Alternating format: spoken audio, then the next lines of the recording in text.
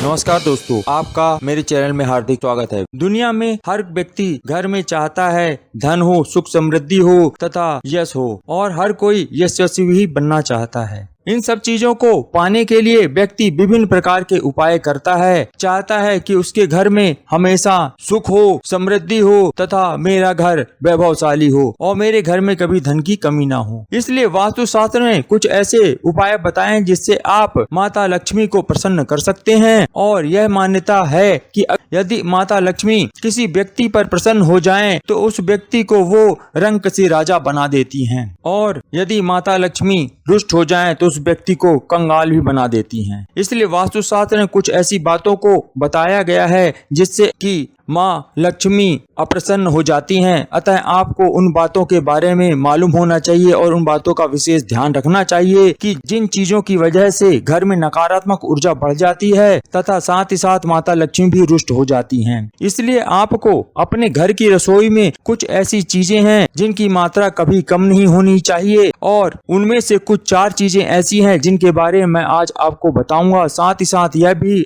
आपको मालूम होना चाहिए कि ये चीजें अगर घर में खत्म हो जाएं तो आपके घर में नकारात्मक प्रभाव बढ़ने लग जाता है और माँ लक्ष्मी इससे रूठ जाती हैं। अतः इन चीजों को कभी अपने घर में खत्म नहीं होने देना चाहिए। उन चीजों के बारे में मैं आज इस वीडियो में आपको बताऊंगा, लेकिन उससे पहले आपसे एक विनती है कि यदि आप पहली बार मेरे इस चैनल पे आए तो चैनल को सब्सक्राइब कर लीजिएगा, वीडियो को लाइक कर दीजिएगा और ज्यादा से ज्यादा यह वीडियो शेयर कर दिएगा। साथ ही साथ कमेंट बॉक्स में जय माँ लक्ष्मी लिखना मत भूलिएगा। तो चलते हैं, जानते हैं कि वह कौन सी 4 चीजें हैं जो वास्तुशास्त्र में बताई गई हैं कि घर में कभी कम नहीं होनी चाहिए या खत्म नहीं होनी चाहिए। उनमें सबसे पहला नमक। वास्तुशास्त्र के अनुसार नमक कभी भी घर में खत्म नहीं होना चाहिए, क्योंकि वास्तुशास्त्र में भी बताया गया है कि यदि रसोई में नमक खत्म हो जाए तो नकारात्मक ऊर्जा घर में प्रवेश कर जाती है। इससे आपके घर में वास्तु दोष लग जाता है, और जिस घर में वास्तु दोष लग जाए उस घर में धन की समस्या होना निश्चित हो जाता है। इसलिए आपके घर में धन में कमी ना हो, इसलिए इस बात का विशेष ध्यान रखें कि घर में कभी भी नमक कम नहीं होना चाहिए। वास्तुशास्त्र में नमक को लेकर बहुत सारे उपायों के बारे में भी बताया गया है, और माना जाता है कि यदि नमक घर में नहीं हो तो नकारात्मक ऊर्जा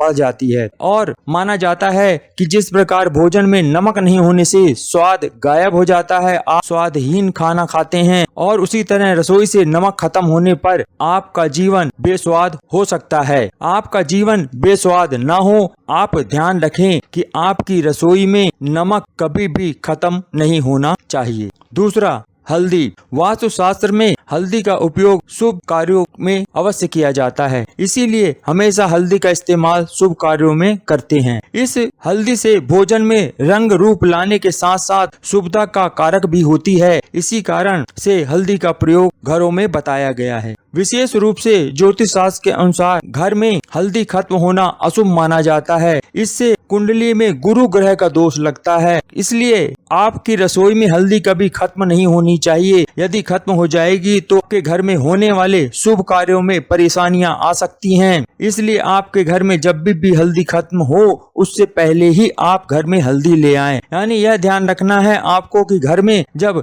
हल्दी खत्म होने की कगार में हो उससे पहले ही आप हल्दी खरीद के घर पे ले आएं। यानी रसोई घर में कभी भी हल्दी खत्म नहीं होनी चाहिए। इसके परेशानी का हल यही है कि आप जो मसालदानी में यूज करते हैं थोड़ी सी हल्दी, तो उससे एक अलग डिब्बे में भी पहले से स्टोर करके रखें हल्दी को। ये एक अलग से आपको आसान उपाय बता रहा हूँ जिससे आपके घर में हल्दी की कमी ना हो। तीसरा है चावल।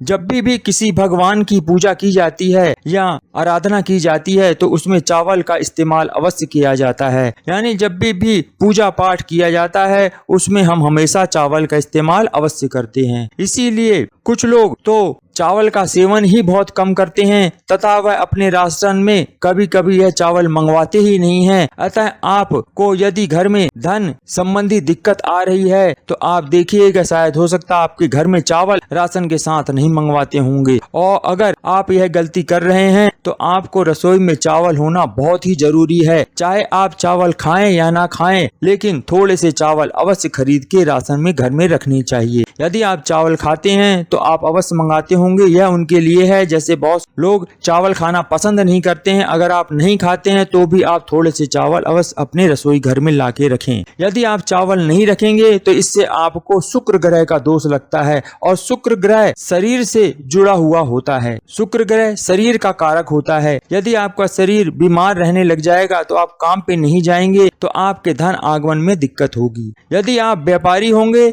या नौकरी पेशा वाले होंगे, अगर व्यापारी हैं तो आप रोज दुकान नहीं खोल पाएंगे, क्योंकि आपका शरीर कमजोर होगा और या बीमार होने लगेगा, आपके स्वास्थ्य में कमी आने लगेगी। और यदि आप नौकरी वाले हैं तो आप रोज नौकरी पे नहीं जा सकेंगे, तो एक दिन आपकी नौकरी भी छूटने का खतरा बन सकता है। इस वजह से आपके शरीर का नुकसान ना हो, स्वास्थ्य का नुकसान ना हो, अतः आपको चावल अपने रसोई घर में अवश्य रखने चाहिए। और शुक्र ग्रह के दोष के कारण आपको धन से जुड़ी दिक्कतें भी हो सकती हैं, इसलिए आपको हमेशा रसोई घर में चावल अवश्य लाकर रखना चाहिए। चौथा, आटा। जैसा कि आप जानते ही हैं कि बिना आटा के आपकी रोटी बन ही नहीं सकती है, इसलिए आपको आटा अपने घर में लाना ही पड़ता है। हालांकि कई बार महीने के अंत में आपके यहाँ आटा खत्म हो जाता है, इसलिए आप इतनी अधिक मात्रा में आटा लाएं कि आपके घर में महीने के अंत में आटा खत्म ना हो। यानी आपका जो भी आटा रखने का बर्तन है उसमें आटा कभी बिल्कुल खत्म नहीं होना